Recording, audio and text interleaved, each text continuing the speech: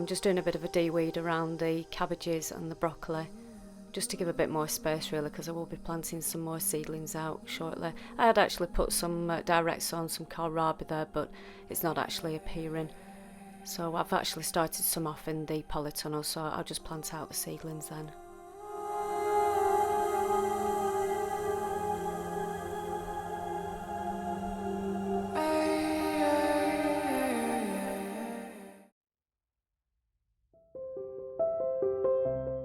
I'm just actually putting these bamboo canes. I like to actually use them just to separate the different sections of the plot, so I'll just tidy that up a bit. This is the rhubarb chard, and the colour is just absolutely amazing. It goes in lots of different foods. You can just use it like spinach. And I've got the silver white chard as well.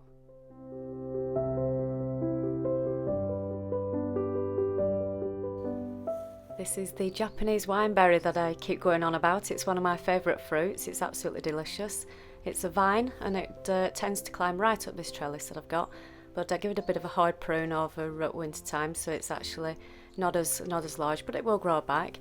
Each one of these will grow a little berry. They're like a raspberry, but firmer and really powerful, and a really prolific plant actually. It's really one to have in the garden. I do actually have some at the far end of the raspberry patch, and as you can see, the vines are coming right up, but they're actually self-supporting themselves. And it's just leaning right over there and going wild. And as you can see, these are the start of the berries. They will turn bright red, but they're quite sticky. They do leave quite a sticky residue on your fingers, which I think is quite a good thing really, because I think it deters quite a lot of pests from getting on them, because they actually don't like it.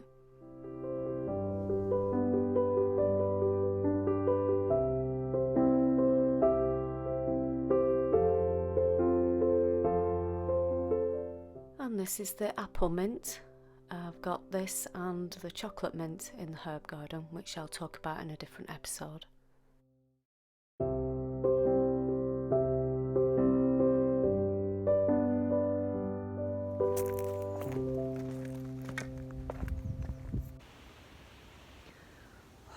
it's so warm in here. It's absolutely red hot.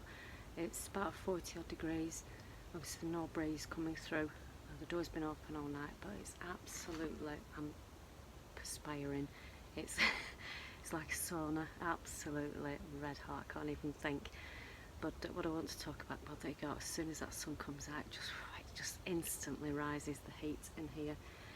But what I want to talk about, if I can actually think about what I'm doing, is what seeds I've actually started to sow. Right, I've come back out a little bit later on, and it's cooled down a little bit now, so I can talk about these seedlings that I've done.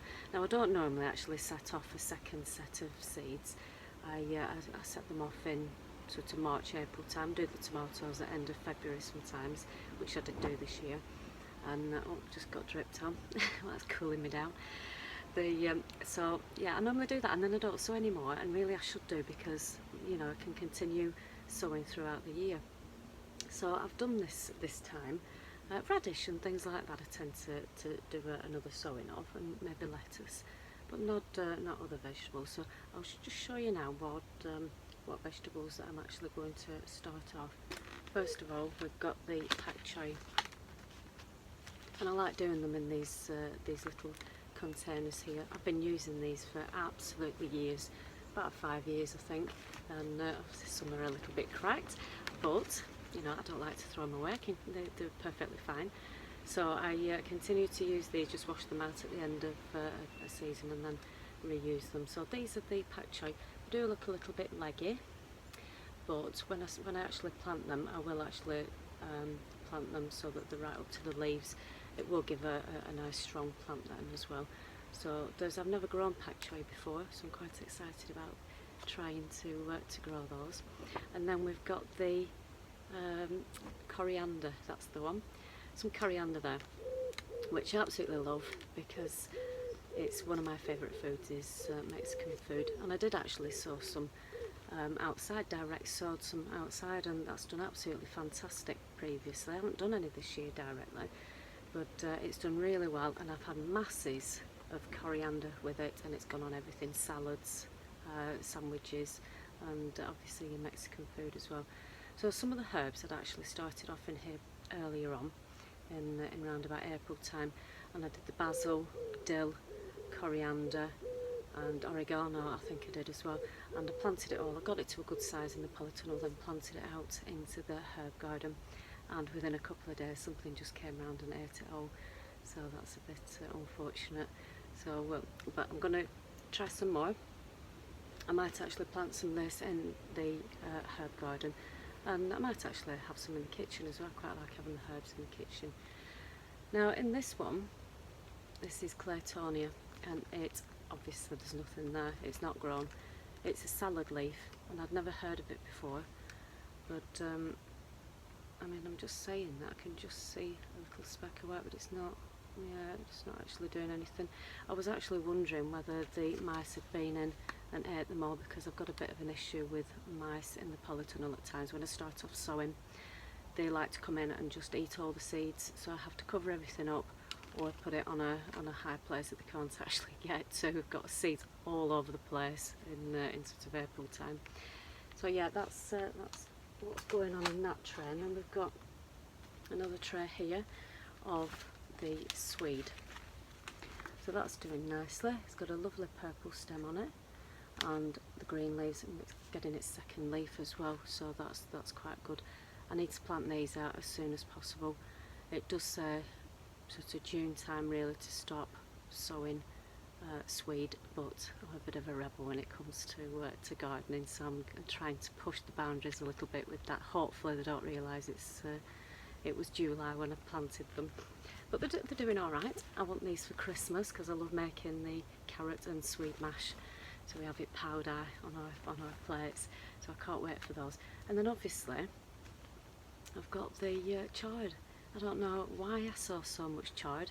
I don't know what it is about it, because I've got mountains of it outside that will last right through to March, April time next year. It's very hardy, and I use it in a lot of recipes as well. So for some reason I just thought, you know, I've got the seeds and I'll sow them again, so I've just got even more, but I can give them away, so it's absolutely fine. And yeah, these are the rhubarb ones. So obviously they've got the beautiful red stems and the green leaves as well. So I need to plant these out shortly. I've actually been, like I showed earlier on, that I've been weeding, so I've got some room out there now, so I can start thinking about actually planting these seedlings, especially the swede, because I want this obviously for Christmas, so it needs to crack on now with it. One of the things I wanted to actually show you was this peanut plant. I know on Instagram I'd actually shown that I was going to try growing these peanuts, but they're not doing anything at the moment. I'm supposed to keep them in a nice warm place, well obviously in the polytunnel, and keep a bag over them as well. So I don't know whether to just have a little bit of a dig and see if anything's happening with them.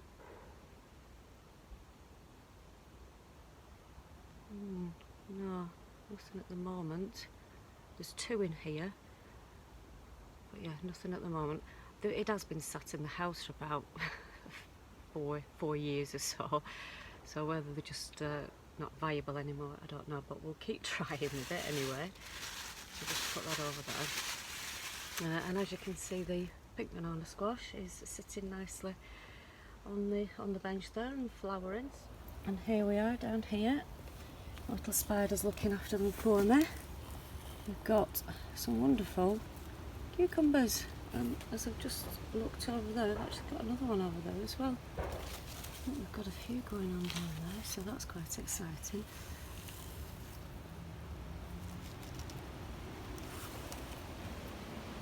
As you can tell with my cucumbers, I actually just leave them trailing.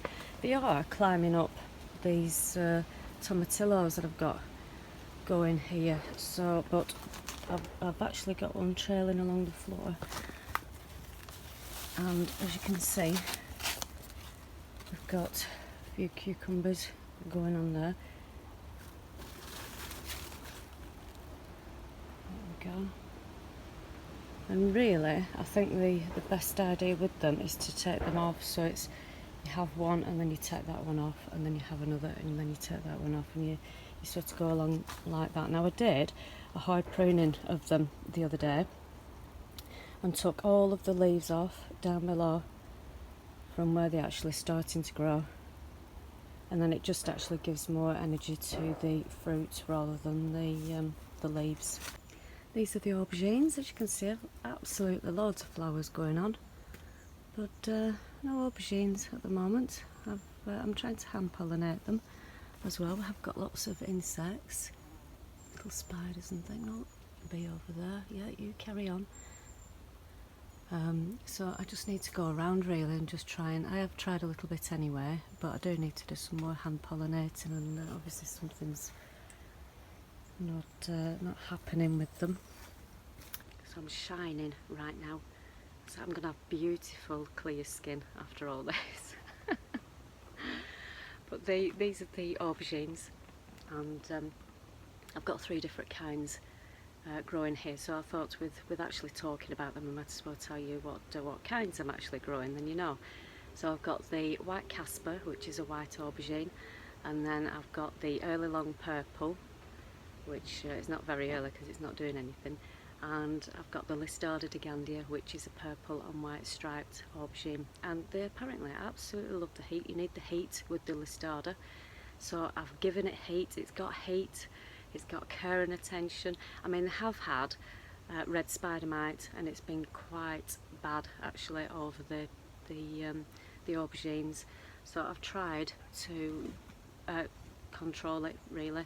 I've just been going round, and I have actually sprayed with a solution of washing up liquid and water, and they do seem to have actually vanished. But there's a lot of spiders actually on there as well, so whether they eat them, I don't know. But I seem to have got it under control, which I'm really pleased about, because it's supposed to be quite hard work.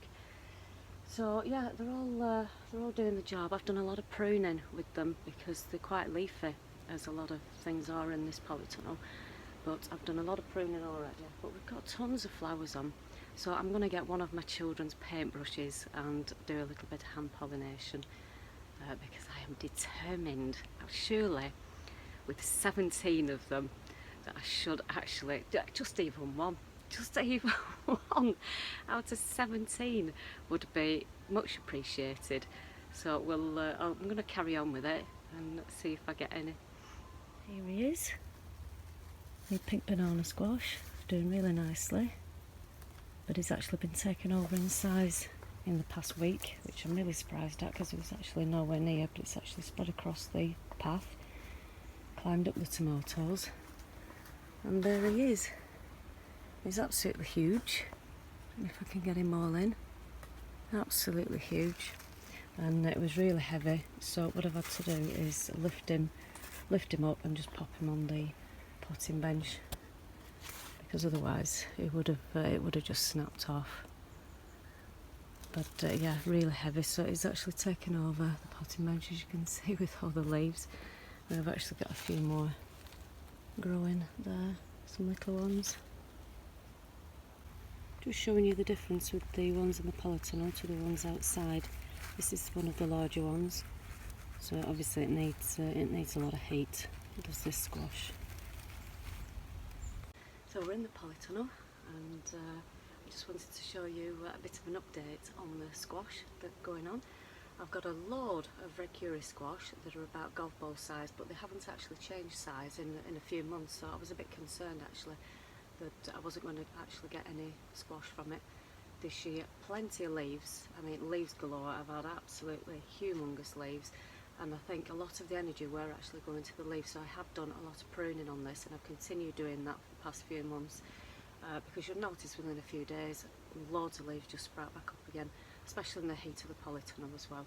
So I don't want all the energy going to the leaves, as much as I like the humongous things, but obviously I want the squash from it. So I've been doing a lot of pruning. What they don't say is actually it smells as sick when you actually cut the squash leaves, which is not very pleasant, but especially when you're touching your hair and everything, you just go in with a waft of sick, so that's not very nice.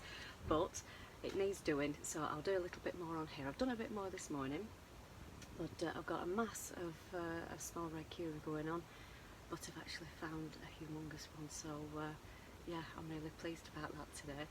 So yeah, I will give you a bit of a show of that one. Look, the one I've just spotted. Yay! It's huge. This is my salad bar, as I like to call it. I had the French breakfast radish in and the little gem lettuce there. And now I'm actually starting to grow the mooli white long radish and the Carlotta Kerner, oh, and a feather. The Carlotta Kerner, I think it's pronounced black round radish, which is quite interesting. It looks a little bit straggly at the moment. It actually looks like something's been lead on it. But we'll carry on with it and see how it does. I'm going to grow some more lettuce, I think, maybe some more French breakfast in there as well.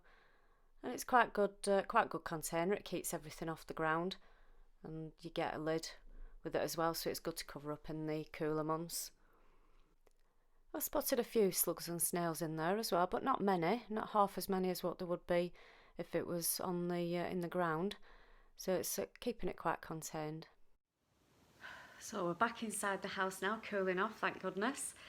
And I hope you've enjoyed that bit of a walk round the plot and the polytunnel. I've got so much more to show you, haven't even started on all the jobs that need doing out there. So I'd love it if you could join me with them. If you haven't subscribed already, if you could give me a subscribe and a like, that'd be absolutely fantastic. And I shall see you next week. But for now, as if I'm not hot enough, I'm going to have a cup of tea. Cheers.